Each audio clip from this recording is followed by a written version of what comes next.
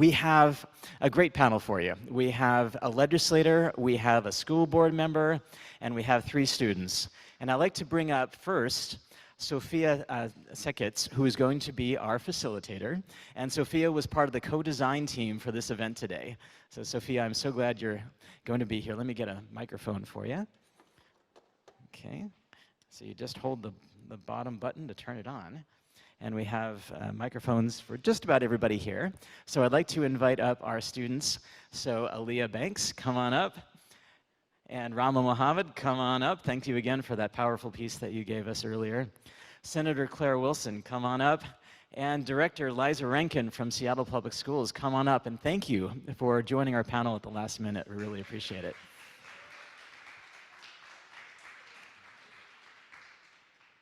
Okay, so with that, let's see, this should be on. Yep, there's one for you.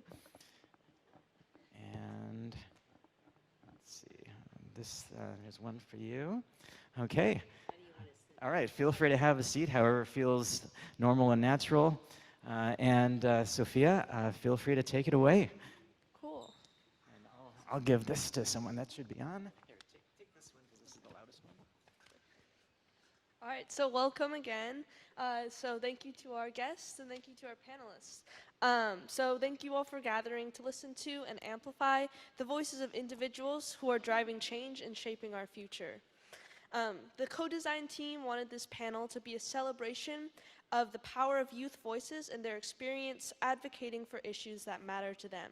It's a platform for people to learn, listen, and reflect on the work youth advocates are doing in their classrooms, schools, communities, and states. In spirit of fostering a truly inclusive and meaningful discussion, we have invited respected legislator Senator Claire Wilson, Seattle School Board Director Liza Rankin, and then also Rahma Mohamed, so that they can join us and we can aim to model what it looks like for trusted leaders to listen to the expertise and insights of our young advocates, engage in the wisdom of their experiences and fears and ideas, and discuss how we can collaboratively make work at the state level better by honoring and including youth advocacy and leadership. We're glad to be joined by a wonderful group of panelists. Thank you for joining us, and let's get started. All right, so we'll begin with discussing with our youth panelists. Our first question is, what initially inspired you to become an advocate, and how did you take your first steps into advocacy? So I'm still new to some of this stuff, but I want to, especially in my school, I want to be able to show that your voice matters and that you can make a difference in this school. Like, I've noticed a lot that in my school, it is predominantly a white school, and we've made a club called SOCA, which is a student of color association that we use for people of colors, anybody, even people who aren't of color, to even come join and learn about what we want to do to be able to raise our voice and be like, hey, we want to put more equity, we want to put more inclusion to our school. Even though you're saying you're doing that, and not really, we want to show you some ways and maybe give strategy on how we can best do this. And I love that I've been able to become a part of that club and that we can show that we're just as important as everybody else, and that we all are equal.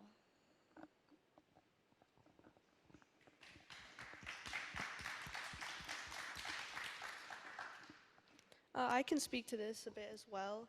I mainly got into advocacy work through my 8th grade teacher. She really focused on civics and helped me get involved with the state legislature.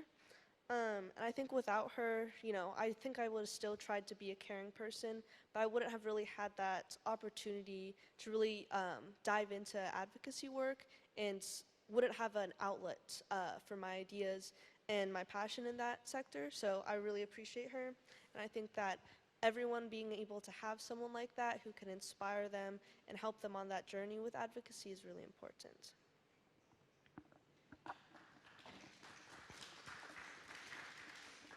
All right, so our next question is, what have been some of the most rewarding moments in your advocacy work, and what have been some of the most challenging moments?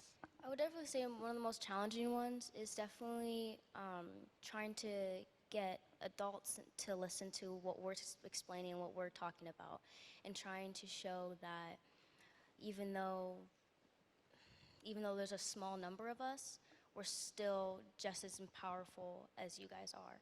And we want to show you and give you some of our wisdom and hear some of your wisdom of how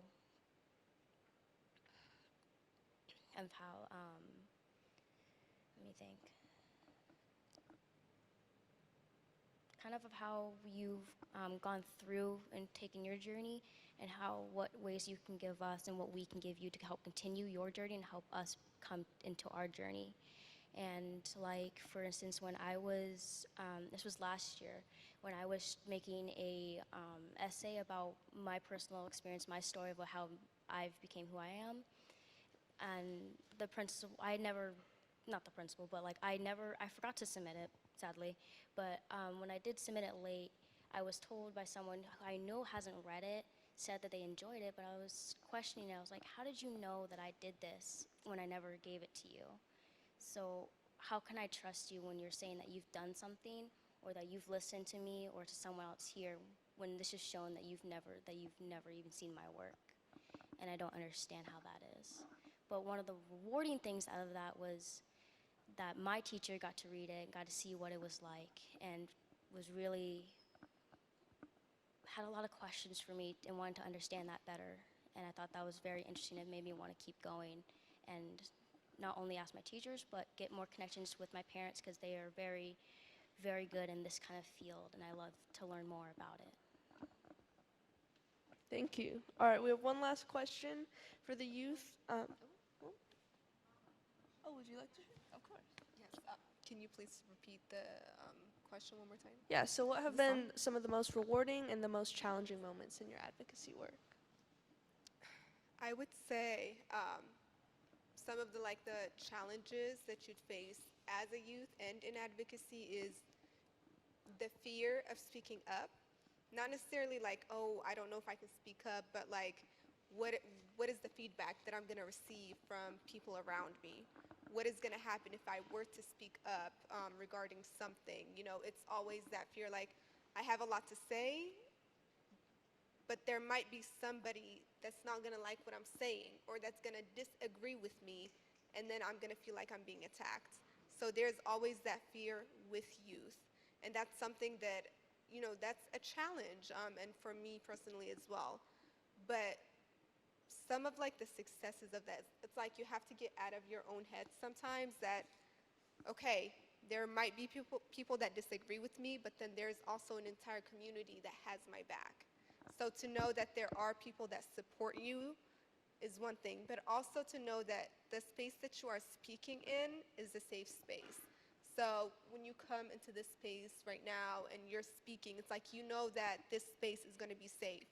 You can say what you want, versus going into a space that it's like, well, I don't know. I don't know if this is a safe space for me. I don't know if I belong here, or if I should be speaking my mind over here, because is it really a safe space? So it's also choosing the space that you put yourself in.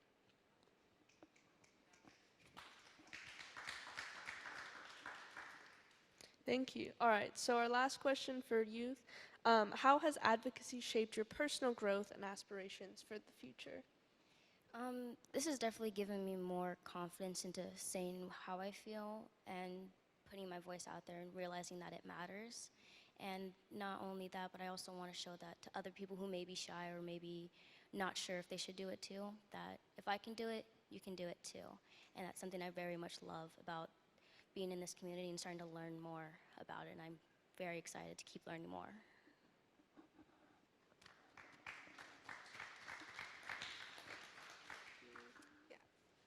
What I really love about advocacy and the way it has shaped me is it made me a very outspoken person. Just a little bit background about myself. So my name is Rahma, and I'm from Iraq, and I was born in 2003. So I was born in the war and grew up in that environment. So I grew up in a war environment. And so it's really hard not to be an advocate when you grow up in these kind of environments, because you have no other choice but to advocate for yourself, your people, your community. And so when I was when I was able to come here, when my parents were able to bring me here, And I went into a program like Speak with Purpose, and I was given a chance to advocate for myself, to speak my truth. I had to take it. It was one of those opportunities where it's like, well, you know what? I had faced so many injustices and so much struggle that I can't just sit back and be quiet. And so I appreciate and I love Speak with Purpose for giving me the opportunity to really express myself and giving me a safe space to do that. And so I learned from the years, I've been doing Speak with Purpose for the last 10 years. I learned over the years, how do I utilize my voice in spaces, and how can I get my message across? And so that's how advocacy has shaped me. It had made me more aware of like the struggles in the world, but also more aware of the power of my voice.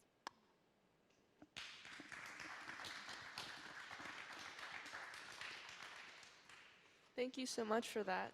Now we'd like to turn to more of the adult side of the panel, and we have a few questions for you too. So, what are some of the key takeaways or lessons that you've learned from listening to the voices of young advocates like us in your communities?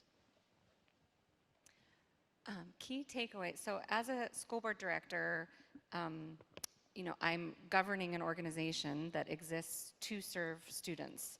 Public schools as institutions exist to educate students. But a lot of the conversations that happen about that don't include students at all. It's a lot of adults. And I think what's been really helpful for me from student advocates is remembering that even though I used to be a kid, that doesn't mean that I say, oh yeah, I was a kid, so I know what it's like, and I don't need to check in with you. Like, my experience as a child is completely different than the youth that are coming to us.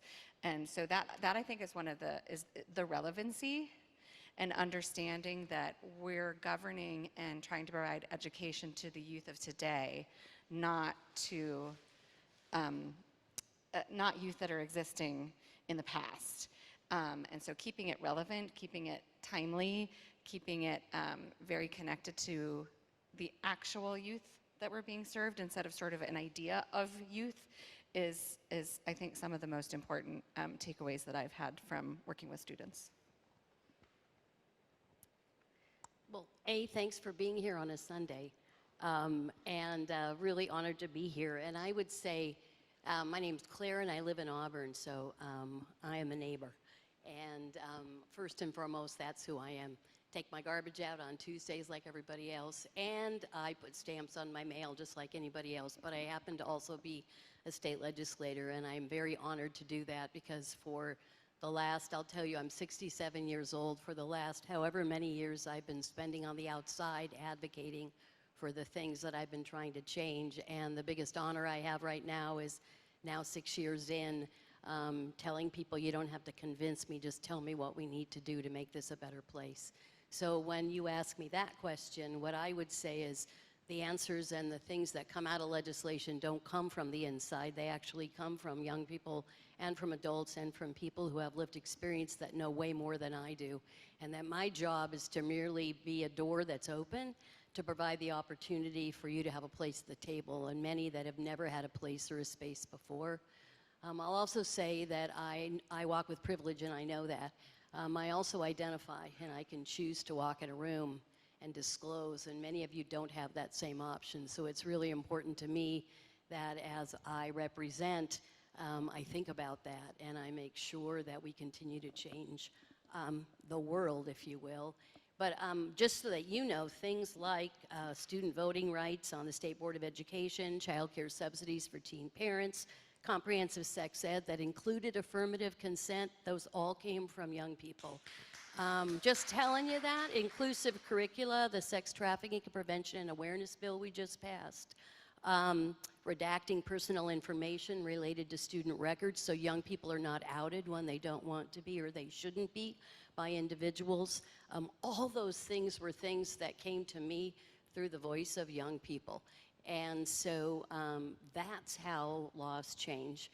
And I think the other piece is that our institutions have never been set up to help people out of them. They've been set up to keep people right where they were. And so I'm an old white lady who thinks that my job is to disrupt those systems and to create the opportunities for those things to happen. And I will also say, frankly, I go big or go home. So I don't choose little things to work on. I choose those big things so that I can kind of make the changes that I have been trying to make, like I said, from the outside for a long time. But your voices are critically important, and my doors are always open.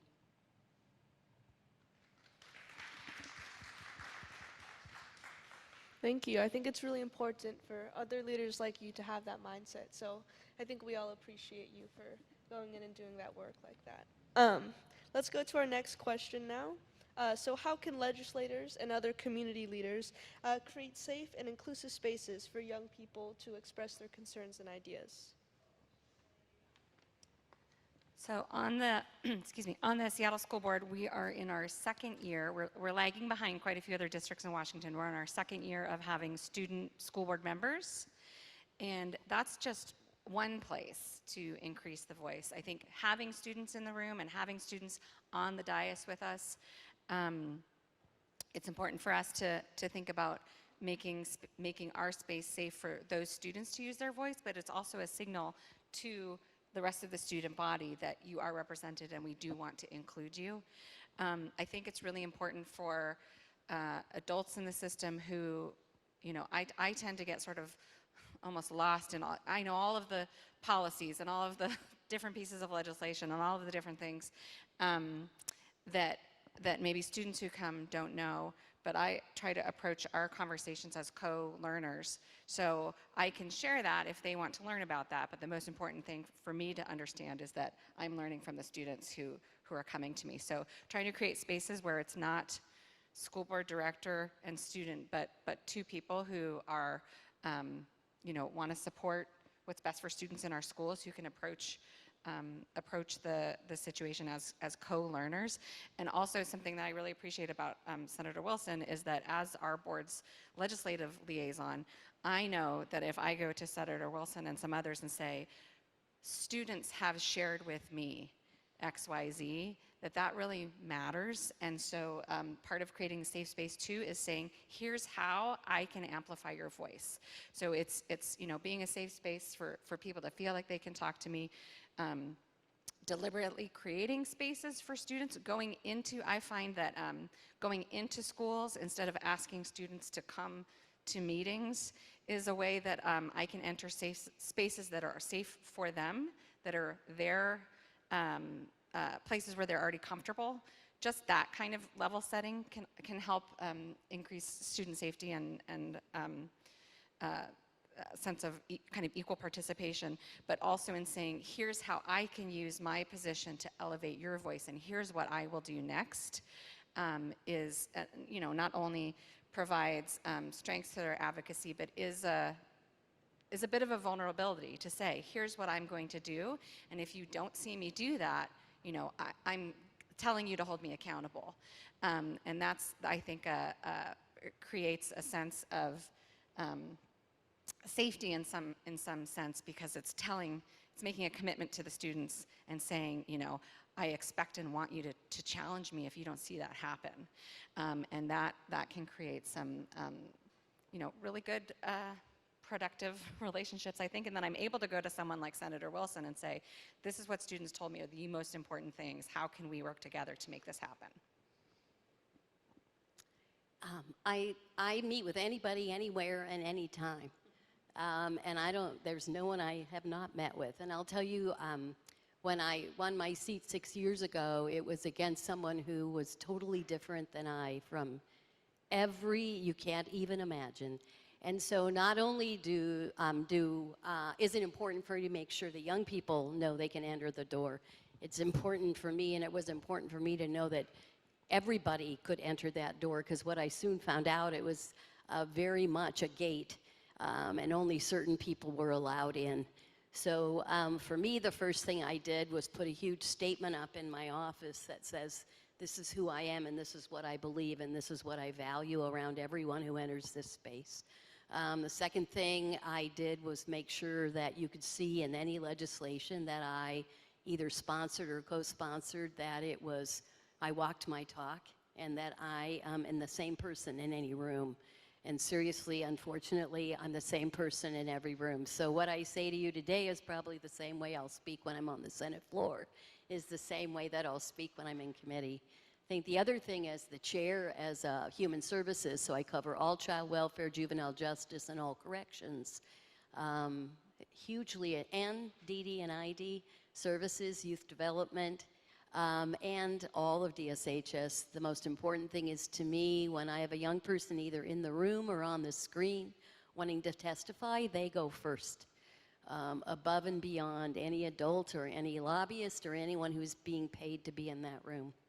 The other thing I did was pass a bill that said that we need to pay people for their lived experience, and that oftentimes you're expected to come into a room and give of your time and give of your expertise.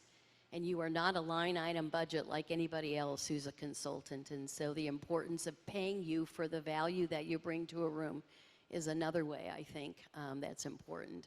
And then the third thing is, or the fifth or whatever, is following through with what I said I was going to do.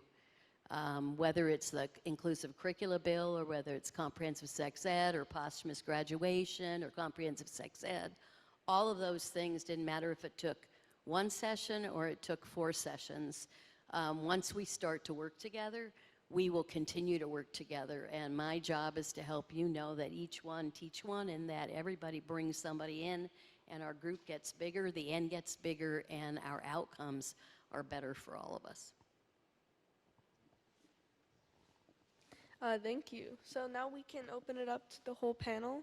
Our next question is, in your experience, what impact can youth advocacy have on shaping the rules, policies, or norms at the local, state, or national levels?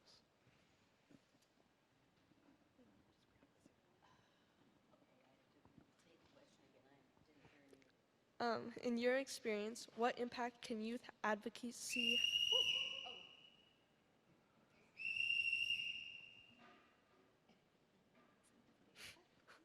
I'm not sure what that was, but all right. So in your experience, what impact can youth advocacy have on shaping the rules, policies, or norms at the local, state, or national levels?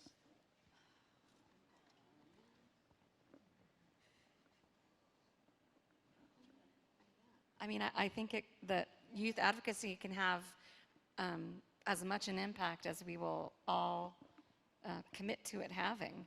You know, we need youth who want to bring their voice, and we need adults who are willing to collaborate with youth and respond. And in that sense, I mean, the impact is unmeasurable. Yeah, but I think, you know, it's with any kind of policy or legislation, I think the most important thing is that the people who are impacted by it are consulted and involved in the development of it. And so anything to do with youth needs to include youth in forming that and finalizing that. So yeah, the impact that it can have is boundless. I wasn't sure which question you were asking, but so I work with a lot of groups like Mockingbird, Treehouse, individual young people who are in systems that have are impacted by those systems and right away know what difference they can make and differences we can make. So for me, again, it's making sure that there's voice, and that when a piece of legislation comes, if I'm the co-sponsor or the prime sponsor, it isn't something I've done myself. It's something that is inclusive of all the voices that are out there. And it's one thing that I ask when legislation comes to my committee is, who were your partners at the table when we created this? And also, who are your biggest opponents and who are your biggest proponents? Those that hate it and those that love it, because that helps me understand kind of what the outcome is. Because a lot of times you heard coded words up here.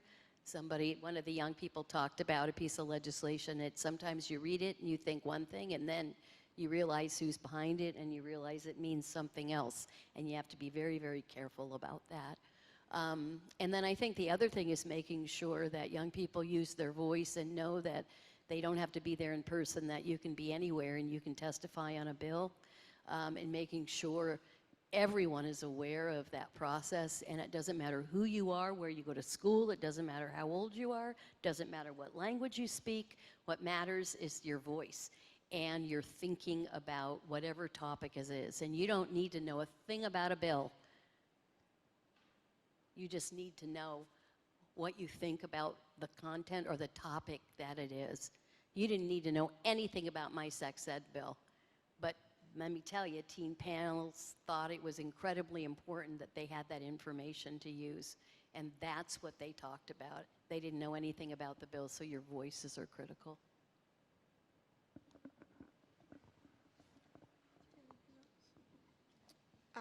I would add, youth voice is strong, but we need adults and people in positions of power to listen. If they don't listen, at the end of the day, no matter how loud a youth might shout, they're going to ignore it, which I've seen happen. As a youth, I don't always feel like my voice is heard, especially not at a national level. You know, maybe at a local level, possibly at a state level, definitely not at a national level. That is something I would like to see. You know, so I would like to see that my students, my fifth graders, when they are talking about certain issues, that there is somebody listening and doing something about it. Because I'm, you know, at the end of the day, I'm just I don't really have any political power. I'm just their teacher. You know, we need somebody, like people who are in power, who will listen to them, who will be like, yes, you know what, you are right. Let's bring you guys to the table. Because you'd be surprised what fourth graders and fifth graders are thinking about. Because we live in a world and a time where it doesn't matter how young you are. You have to know what gun violence is. You have to know what racism is. You have to understand all these struggles. And so these fourth and fifth graders, they understand the struggle. But what ends up happening is that nobody listens to them because it's like, you're too young. You know, middle schoolers, you're too young. High schoolers, you're too young. If you get to college, well, you're still too young. So it's really hard to get youth voice across to somebody to listen to. So they have a voice, and it's very strong, but adults have to be willing to listen.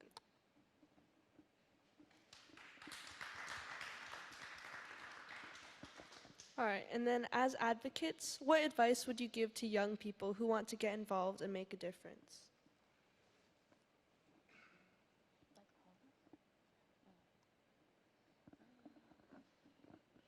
I would say, even for me at the moment, is that start out finding a couple people, talk about it, and they're like, hey, that's a really good idea. You should talk to this person, and talk to this person. Hey, you should go to this event with me. Take those opportunities and use them to your advantage to make people listen to what you and other people have to say. That's definitely my biggest thing right now. I would add that when we think of advocacy, a lot of time there's different types of advocacy. There's different ways that you can be an advocate. So it doesn't necessarily mean that you have to go on a march as your first thing, that's what you're going to do. You have to plan out a march. Not necessarily. You can start slowly, take slow steps. Maybe you start reading about things, you start posting, you start talking to people about it, and then slowly you get more and deeper into it. So if you're like uncomfortable like planning a march or going on a march, maybe don't start there. You know, you can start with like smaller steps. But I would also ask advocates who are already doing this work to invite people, you know, to invite the young people, because this might be something that seems scary to them. And it's like, well, I don't know, this seems really scary. I don't really know if this is my place, if I should be talking about this. No, you should be talking about it. If you want to talk about this, please come in, make space for them so that they have a space that they can speak. So it's like, it's a two-way street. It's like advocates, let's bring them in, and then youth who are trying to be advocates, you know, try to find like slow ways or like small steps that you can take if you are not ready to like do something really big. Yeah, I would say going along right with what you both said is be curious, I think is the first thing, and look for collaboration. So like, yeah, I see some student advocates that think maybe they have to already have all the answers and have demands and know exactly what they want when they might just have an issue that they want to know more about, and then they want to let someone know how they feel about it. That's advocacy. You know, being in part of a march, leading a march, that's also advocacy, but all these other small pieces are critically important, and being curious, trying to find out more, you know, this thing that I feel really strongly about, where is the place where that decision came from, and how can I get access to that? Or who else around me is doing similar work that I can learn from or join along with or bring along with me? I think remaining curious and looking for collaboration is key in whatever level your advocacy ends up being. I always say to start to figure out a place where your passion and your purpose meet. And then it's kind of like you don't ever feel like you're going to work or anything. You just feel like you're doing the right thing at the right time. I would also say that wonder is really important. I always, and I do it now, and people always laugh at me, but I wonder a lot because I always have been known as a radical. And when you ask questions, it's just around clarity, right? If you're the kind of kid like I was that said, but why? But why? And you have a right to know the why. Because I said so is not the answer you're looking for. Your mom, your dad, whoever parented you, that's the answer they can give. But in any other room, why is not the answer. And so it's important to wonder and to dig deep. I would also say if it's a safe space, go through any door that's offered open to you. And sometimes that can be frightening, but that's what opportunity is being willing to take the next step.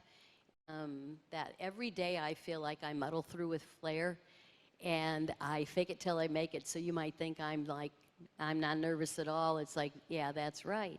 That's the other thing, is everybody is the same in some way on the inside. And then the other thing I just want to make sure you know is there's opportunity. If you've done the rally, or if you've figured out your voice and you're like, well, now what? You know, you can be a page down in the Senate, or you can be in the House or the Senate. You can go to page school while you're down there. You get paid while you're there. You spend a week there. You are sponsored by an office. You get to know what's happening on the floor. It gives you this door to the inside that you may not know exist. I certainly didn't ever know existed. 14 to 17 is the age, and that is the qualifier. And if you're interested, find me and I'll hook you up. You could be a session aide, and a session aide is in the Senate, and they work during the Senate sessions. And again, get paid for it and learn a little bit more. This last session, I had a student who was running START, who was my session aide, who now is working for the Secretary of State. You can be an intern once you're in college and work. You can also be a legislative assistant. All those things are pathways for a lot of people to find out what happens on the inside. And then the only other two things really important, LIAC, which is Legislative Youth Advisory Council, 22 young people from across the state, you apply, and that are appointed by the governor, and they advise the governor and legislators on important legislation. They are a voice, and they are also representing you. And then the LGBTQ Commission, which is a bill and a commission that I created in my second year in the legislature, just got funding to create a youth advisory. So that will be happening as well. So you keep your eyes open, because again, and if not for you, there may be someone that you know that is just looking for a place to be their true authentic self in any of these spaces, and there's room for that, and there's opportunity. So I would say always circle back with me. You can just Google my name, unfortunately, and this face pops up. Shoot me an email, let me know what you want to know, and I'm happy to share.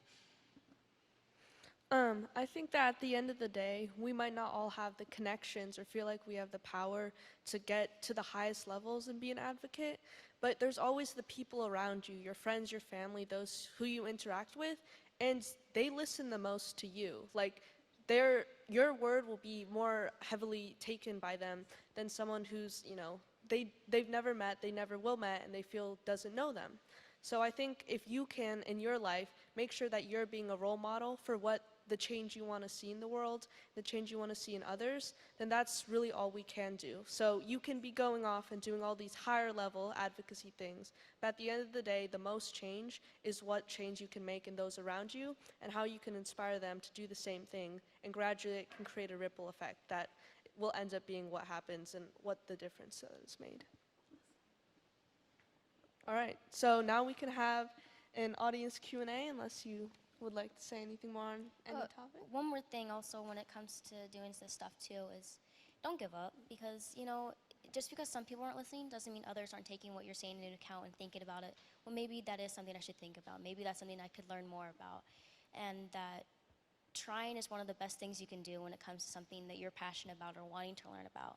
Like you said, curiosity and wonder is a very beautiful thing when it comes to anything you want to do. And just to keep your mind to it, and if you're really passionate about it, go forward, keep going, because in the end, you can have people listen to you, and you'll always have somebody behind you supporting you along the way. Thank you.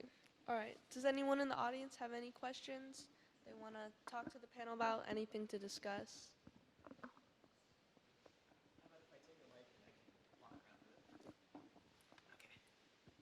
And while I'm walking, I have a question to get y'all rolling. Senator Wilson, you mentioned passion and purpose, the intersectionality of that.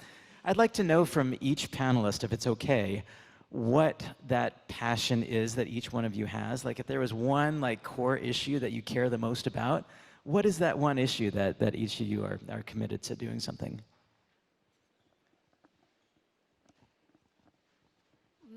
One of mine is definitely mental health. When it comes to this stuff, that's one of the biggest roles for me that I'm very passionate about, because it's something that, especially in my school and areas, that is not explained enough.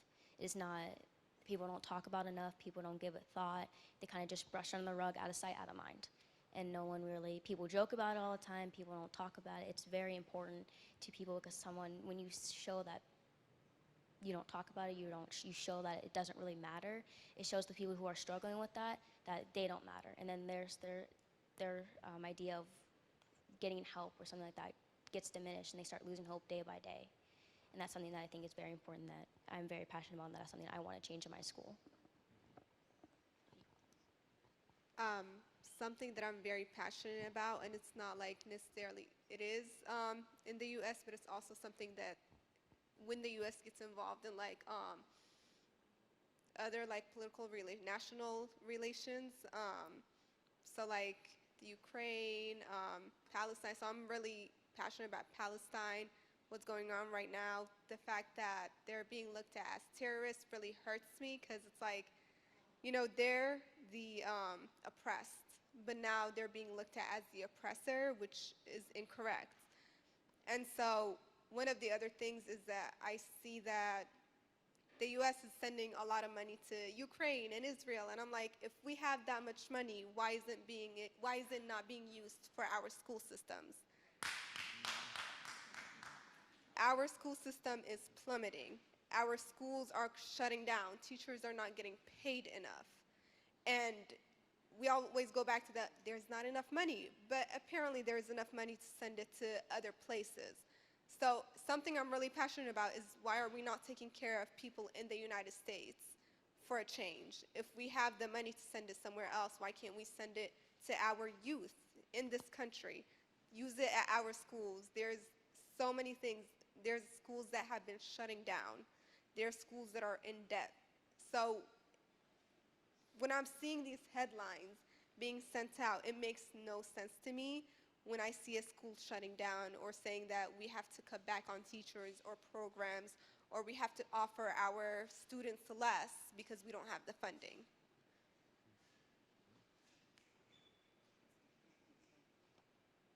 There we go. Did I turn it back? Yes, okay. So this is where passion meets purpose. This is a kind of a tough one for me, weirdly. So I'm a violinist, and I have a master's degree in scenic design for theater. And so being really passionate about educational policy is not where I thought my life would take me, but it did, because I think the thing that kind of ties those things all together is the importance of everybody's story.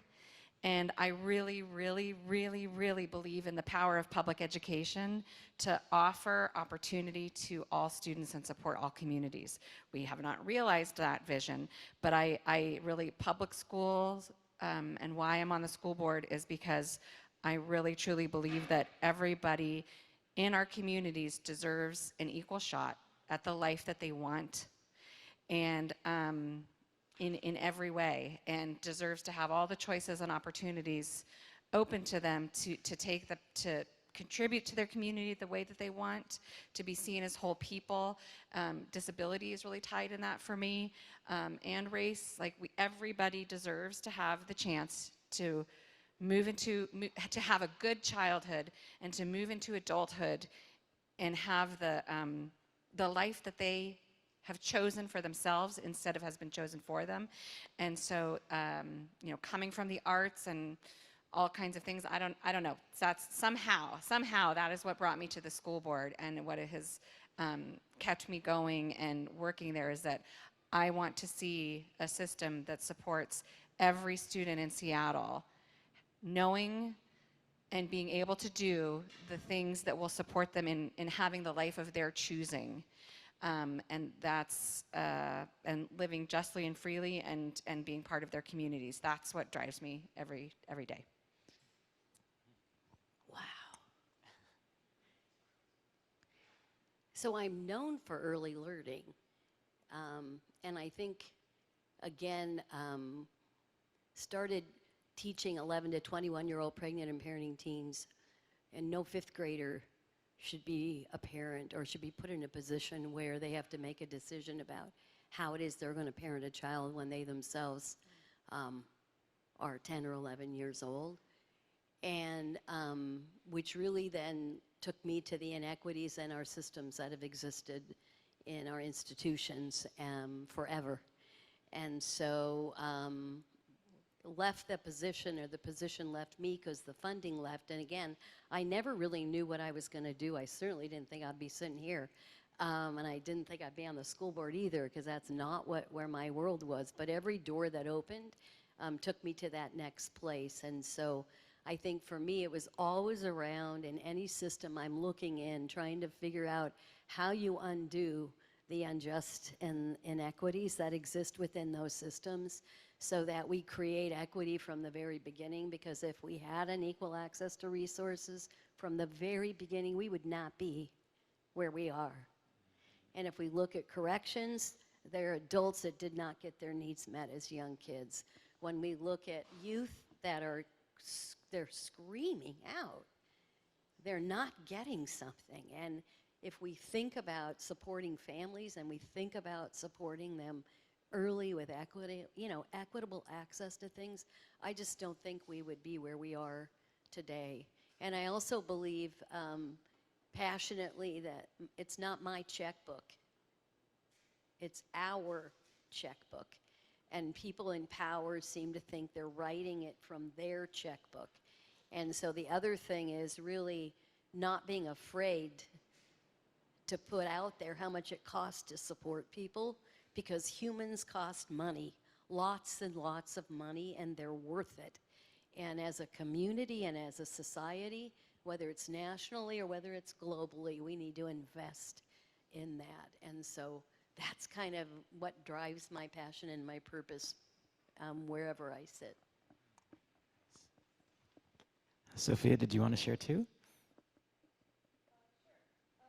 Is this on? I think the mic's off. Yeah?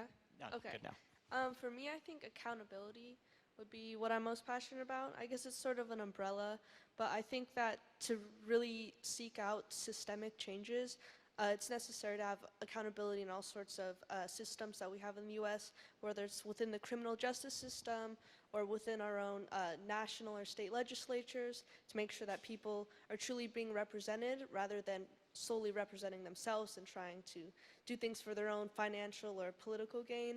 I think it's important that we have outside systems that keep people accountable and sort of just make sure that they're doing what's best for everyone, not just for themselves. Yeah, thank you. Any other questions? Raise your hand. I'll walk. Oh, good. You got one. Okay.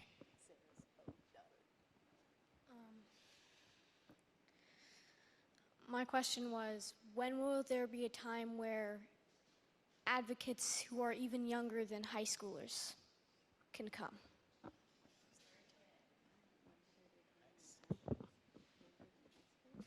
Okay, the question was, when will there be a time when advocates younger than high schoolers can be part of the advocacy process? And what could that look like? So I can start by answering that. So if I understand, like, when can students younger than high schoolers be advocates, or how? So we start our advocacy with our fourth graders. Those are our youngest class that we teach. You start it at any level that you feel like there is a passion in me and I want to, I want to advocate for this specific thing. So with our fourth graders, that's our youngest class that we teach them how to write a passion piece about a social justice topic that they feel passionate about. And then they perform it in front of their schools, and then they get a chance at the end of the school year to perform it in front of all of the other schools that we are partnered with. And then we also love to take our scholars to different events to perform their speeches. So they get hired by galas, companies, organizations to come and speak, do their passion piece, talk about what they feel passionate about. But I'll say this. We did, Toya, my boss, who is the founder and executive director of Speak with Purpose, and she used to be my teacher when I was in Speak with Purpose. In 2020, she was the chair. She started the Seattle Children's March that happened in 2020, where over 3,000 people showed up. And so there were parents with their kids as little as 2 years old marching. It was the Seattle Children's March, marching for the youth. And the youth were leading the march. If you search it up, the youth were like leading it. And they were all elementary and middle and high school in the front line. They were the ones that were leading it. And so you can start at any moment. And there are many opportunities if you can find that connection. If you can find somebody to pull you in. Or like we talked about, be curious, look around. See what is out there, because there are a lot of opportunities, because age is not going to limit you to what you can do.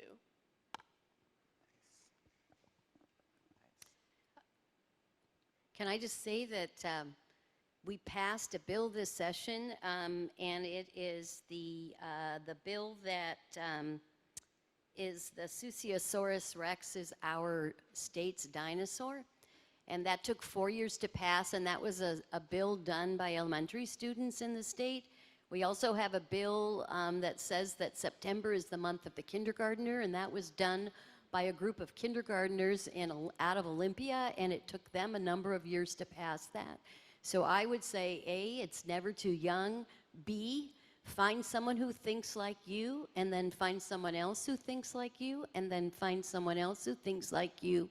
And together, I think I remember you did something at a talent show, and you have the ability to gather people around you, and that's kind of how you start to advocate for things that are really important for you, and I would say you're already doing it. And then the other thing I would say is there is no age limit on testifying on any bill in the legislature, and I just want to give you 2 examples because it's so important. So I had a young person in my committee, and there were 2 bills being heard. One was about counseling for, this sounds horrible, but there's this counseling sessions for family members who have been impacted by violent deaths or murders. And they're limited to 12 sessions, okay? And this bill was saying you need to have as many sessions as you need to be better. And this young person comes to testify and sits in front of my committee and says, I don't know anybody who's ever been killed, and I don't know anybody in my family either, but I thought I needed to come down because it makes sense to me that people need to have as much counseling as they need in order to get better. I said, thank you so much for your testimony. And then he walked away. Then we had another bill, and it was around horse training at one of the prisons and trying to bring a feral horse program, a federal program to bring wild horses to train at one of the prisons. He's sitting in the back of the room. He signs up, he comes up again. And I said, what do you have to say? He said, again, I don't know anything about horses, but I got chickens. And chickens taught me responsibility. And so I think if you're going to have horses, it would probably teach people that are incarcerated responsibility too. So I think it's a good idea. And then he got up and he left. He's in record. Two bills that he testified on because he felt like it was so important that his voice was heard. So age matters not when we have an opinion. Great. Any other questions?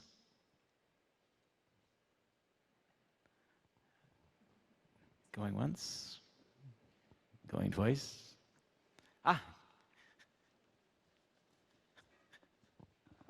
I know you kind of talked about it, but I think I would like more maybe concrete examples of how you incorporate racial equity into your work.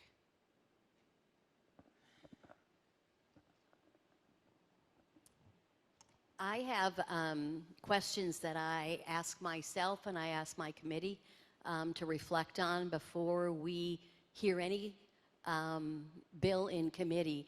And it's around who are the voices that are reflected in this legislation. It is who are the disparate groups or the groups that have been disproportionately impacted by the legislation, been part of this conversation. Does it make a disparate impact better or worse based on this piece of legislation? And there's a fourth question. And if we have not heard from or have not been impacted by the voice of others, then how are we using our own members of color caucus or LGBTQ caucus or other folks within the legislature to make sure that voice is heard? That's what I do, and on every agenda for my committee, those are questions that I have on there, so that it is front and foremost. We do the same thing in caucus when we're talking together about using a race equity lens. Much of what I learned and what I use, I learned in the education space, and have taken that as we think about how we move things forward when we think social justice and we think equity and language and everything else. So, and then I also am not opposed to having somebody tell me I didn't listen and that we need to slow down and we need to bring another voice in that hasn't been heard. And what I do is I meet with what I would call my tables or my groups of folks within my committees that are under my purview, my portfolio, and they are folks with lived experience, they're advocacy groups, they're all kinds of folks, and I meet with them bi-weekly during session to go over the legislation and to make sure it's moving the way we want it to and they want it to. And then I also meet all during interim off session to make sure that we're in constant conversation, and I'm asking them what they're working on and how I can support them through legislation during session. But all of that is done in with an equity lens. I'll add to that. We do some similar on school board in terms of policy centering on racial equity, but then also when we're asking for results, we ask for data that's disaggregated. So because if you know, a few years ago, say, well, how are all students doing?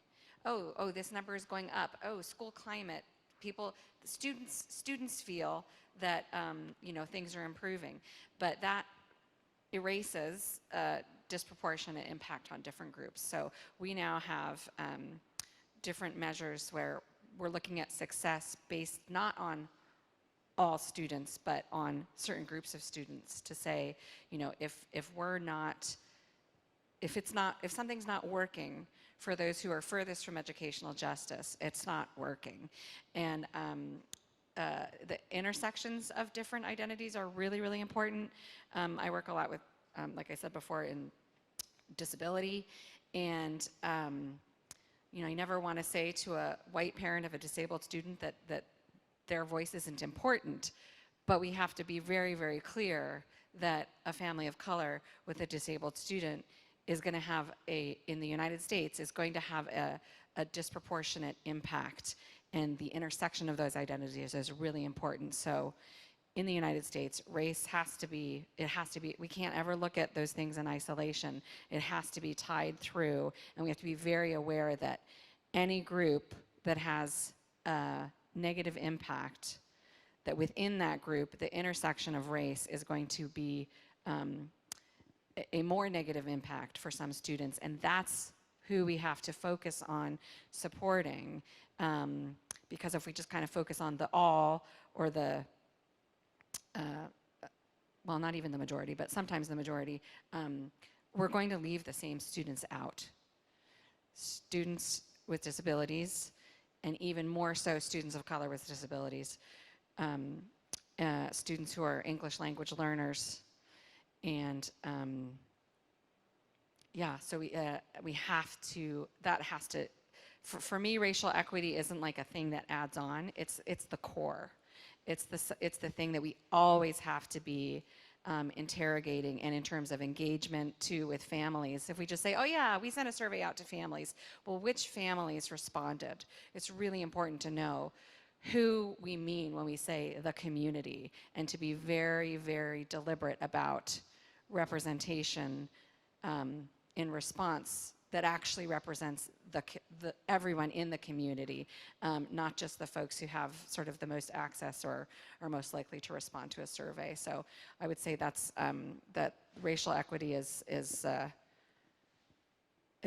through thread that has to go through kind of any sort of decision, especially in Seattle schools. Great. Any other questions? I think we have time for one more. Okay.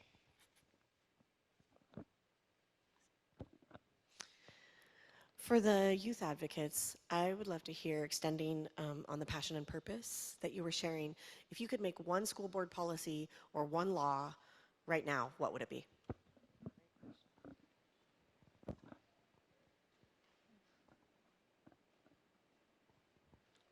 This is kind of like sort of random compared to all of this, but I'd make it so that legislators can accept corporate funding.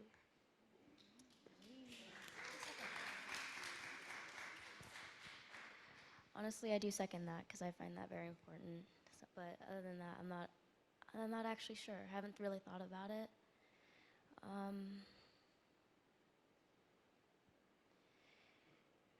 I kind of would want to make it more of a priority for schools to either find a day for every week to talk about a very important topic, or to talk or ask people, what do you think, what's your opinion on racism, what's your opinion on trying to find a way to include more people, stuff like that. Take one day out of the week, maybe two, but every week, so we can keep it going and make it more of a comfortable conversation just to have in general.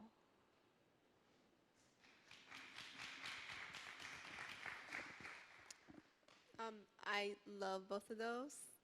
There's a lot. There's a lot of laws I would put into place. You know, I'd make gas prices lower. I'd do a lot.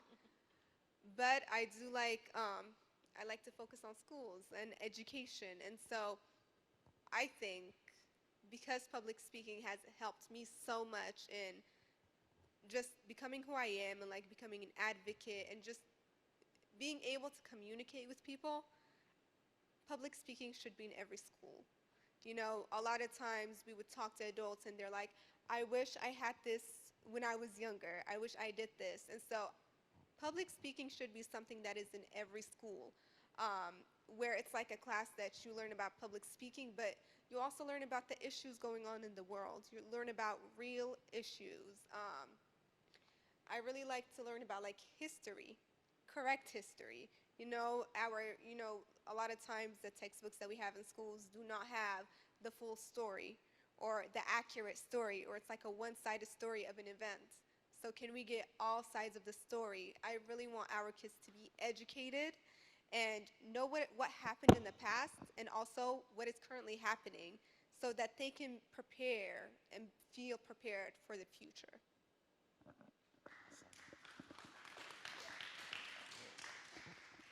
All right, Sophia, back to you to wrap up. All right, so thank you guys all for listening and thank you for contributing. I think most people have been eyeing the lunch, so I'm guessing we'll probably move on to that, if that's all good. Just one last round of applause for our panel.